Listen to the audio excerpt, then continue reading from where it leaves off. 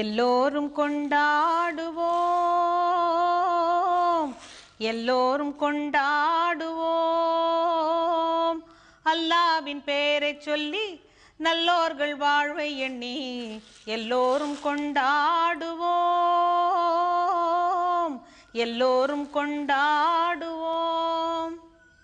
எல்லாரும் சேர்ந்து கொண்டாடுற திருநாளில் இந்த நாகூர் சந்தனக்கூடு கூட ஒரு பெரிய திருவிழா தான். பழனியில் பார்த்தீங்கன்னாக்கா தைப்பூசம், திருமலைக்கு போனீங்கன்னா பிரம்மோற்சவம்.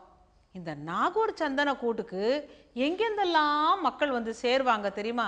ஜாதி மதம் யாருமே பார்க்கறதில்ல, அப்பேற்பட்ட திருவிழா. அதுக்கு வாரியலா அப்படின்னு எங்கள் எதிர்த்த வீட்டு அபுபக்கரும் அசீனாவும் கூப்பிட்டாங்க. அத்தை நீங்களும் வந்தால் நல்லா இருக்குமேன்னுட்டு. எனக்கு என்ன, சந்தோஷமாக கிளம்பிட்டேன். இப்போ தான் போன மாதம் அங்கே பழனிக்கு போன போது தான் ஊசி போட்டுக்கிட்டேன். என்ன ஊசின்னு கேட்குறீங்களா? எங்கெங்கே மக்கள் கூடுறாங்களோ அங்கெல்லாம் கொஞ்சம் சுகாதார குறைவு. நிஜமா இல்லையா? நீங்களே சொல்லுங்கள். நம்ம மக்கள் போகிற போது அங்கே போகிற இடத்துலலாம் அசுத்தம் பண்ணிவிடுறாங்க. அதனால அரசாங்கத்துலேயும் முன்னேற்பாடாகவே என்ன பண்ணுறாங்க, தைப்பூசத்துக்கு போறியா தா கால்ரா ஊசி, இந்த கூட்டத்துக்கு போறியா தா கால்ரா ஊசி. இந்த கால்ரா வந்து மனுஷனை ரொம்ப பாடாப்படுத்திடும்.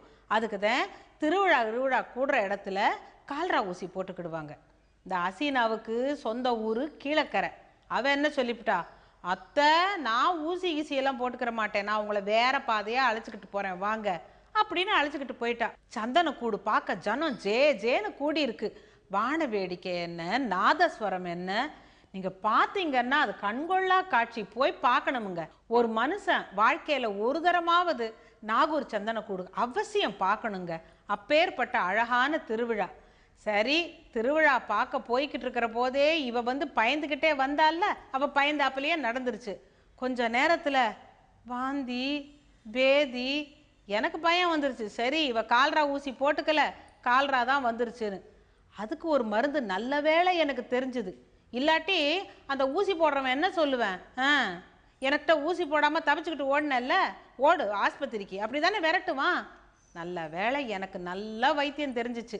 அபுபக்கர் தம்பியை கூப்பிட்டேன். தம்பி எங்கேயாச்சும் போய் கொய்யா இலையில தான் இம்பிட்டு ஒரு கையளவு பிடுங்கிக்கிட்டு வா அப்படின்னு சொன்னேன். அந்த தம்பியும் பாவம் விழுந்தடிச்சுக்கிட்டு ஓடி போய் கொய்யா இலையை பறிச்சுக்கிட்டு வந்துச்சு. அதை நல்லா கழுவிட்டு குறுக அரிஞ்சு அதை 2 டம்ளர் தண்ணி வச்சு அதில் இந்த இலையை போட்டு, வத்த மிளகா இருக்குல்ல அதோட விதை அதை இம்பிட்டு அதையும் போட்டு நல்லா கொதிக்க வச்சு 1/2 மணி நேரத்துக்கு ஒரு தரம் குடிச்சுக்கிட்டே இரு, சரியா போகும்னு. வயத்தை காய போட்டுறாத, கஞ்சி குடிச்சுக்கிட்டே இரு, சரியா போகும்னு. அதே மாதிரி சரியா போச்சு அவளுக்கு. குறுக அரிஞ்ச கொய்யா இலையோட மிளகா வத்தலுக்கு உள்ளே இருக்கிற விதையும் போட்டு 2 டம்ளர் தண்ணியில் நல்லா கொதிக்க வச்சு வடிகட்டி அந்த தண்ணியை கொஞ்சம் கொஞ்சமாக 1/2 மணி நேரத்துக்கு ஒரு தரம் குடிச்சுக்கிட்டு பேதி போகிறது நின்றுடும், வாந்தி நின்றுடும்னு சொன்னேன். அப்புறம் கஞ்சி நான் தான் காய்ச்சி கொடுத்தேன். ஏதோ குடிச்சா வச்சுக்கிடுங்க, சரியா போச்சு. இந்த மாதிரி 4 மக்கள் கூடுற இடத்துக்கு போகிற போது ஊசி போட்டுக்கிறதுல தப்பு இல்லைங்க. இதுக்கு தப்பிச்சுக்கணும்னு பார்த்தாக்கா இப்படி ஏதாச்சும் ஏடா கூடமாக வந்து மாட்டோம். ஏதோ கைவசம் எனக்கு மருத்துவம் தெரிஞ்சதுனால பிழைக்க முடிஞ்சிச்சு. இல்லாட்டா என்ன ஆயிருக்கும், சந்தனக்கூடு பார்க்க முடிஞ்சிருக்குமா? அவளுக்கும் பார்க்க முடிஞ்சிருக்காது, எனக்கும் பார்க்க முடிஞ்சிருக்காது. ஒரு வழியாக சந்தனக்கூடு முடிஞ்சு நாங்கள் எல்லாரும் திரும்பி வந்துட்டு இருக்கிறோம். அந்த பஸ்ஸில் ஒரு பாட்டை போட்டான். அல்லா அல்லா நீ இல்லாத இடமே இல்லை, நீதானே அன்பின் எல்லை, அல்லா அல்லா. நாங்கள் மனசுக்குள்ள சாமி உனக்கு ஒரு பெரிய நன்றி அப்படின்னு சொன்னோம். அவ சொன்னா சுக்ரியான்னு. எனக்கு என்ன புரியும்?